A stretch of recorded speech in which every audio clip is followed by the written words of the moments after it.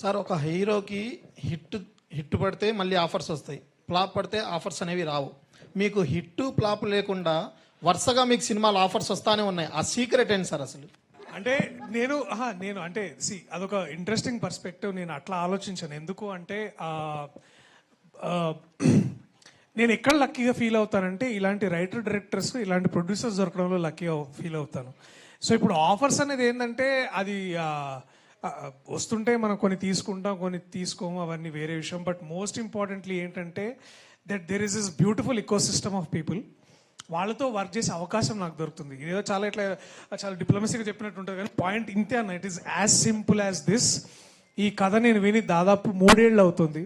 3 ఏళ్ల నుంచి ఎన్నో డ్రాఫ్ట్స్ అయ్యి చేసి డేట్లు కుదిరి యాక్టర్స్ వచ్చేసరికి ఇవాళ టీజర్ అయ్యేసరికి 3 years అయిందా. మనం ఇప్పుడు 2022 అప్పుడు ఫస్ట్లో కలిసాం జనవరిలో, మళ్ళీ వాళ్ళ 25లో.